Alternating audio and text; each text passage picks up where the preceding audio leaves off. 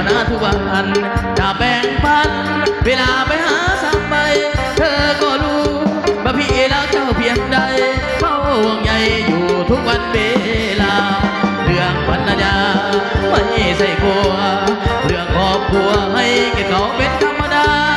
รอหน่อยนะพี่จะไปหาที่รักจ้า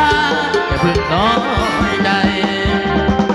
เป็นจังไรไอ้ก็ยังมีเจ้าเป็นจังไรเป็นก็ยังมีเจ้าบอกเคยบ้าเคยพอให้จะคอยพร้อมเวลาพี่บังกระทั่งน้องยังเอาคอยได้เจ้าหูกันแค่ทุกคนห่างกันมาแล้วหนุ่มบ่ทุกเลยลาวพร้อมเกี่ยวสาวนั้นไม่แค่ใครถ้าพี่รู้อยู่แก่ใจป้าพี่ไม่แล้วยังอุตส่าห์ให้โอกาสแมวเสื่อมสมแล้วลดละไม่จางทางคืนนอนหัวใจโศกเศร้าคิดถึงเจ้าตอนกอดเมียกอดลูกเรื่องเสื่อมด้วยความพันผูกรักเมียรักลูกแล้วยังเป็นห่วงเธอฟังขึ้นเปิดนะเมื่อไปได้เราฟังขึ้นเปิดนะเมื่อไปได้เราละเมื่อจะเจ้าอารักมองตาทางมองหน้ามาใจเพียงจะมีถูกเอาถ้าเบียดกาบอกลืมลงใจวันใดถ้าโอกาสมี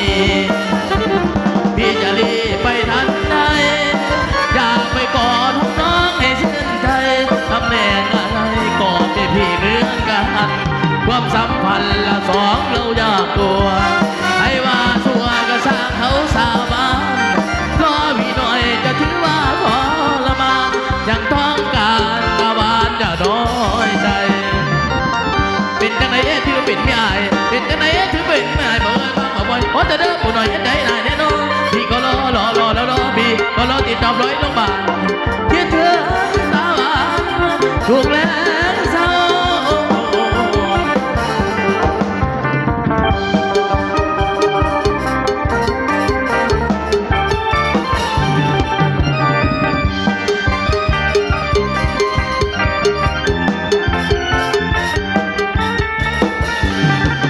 วันใด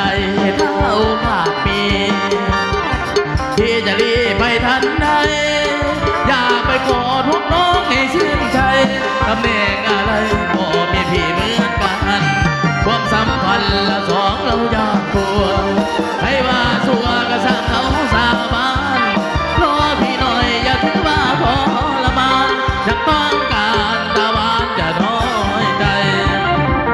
เป็นจังไหนถือว่าเป็นไม่อายเป็นจังไหนถือว่าเป็นไม่อายบอกเคยบ้างบอกบ่อยขอจะเด้อผู้หน่อยใจอายแน่นอนพี่ก็รอพี่ก็รอติดจอบไว้ทุกบ้าน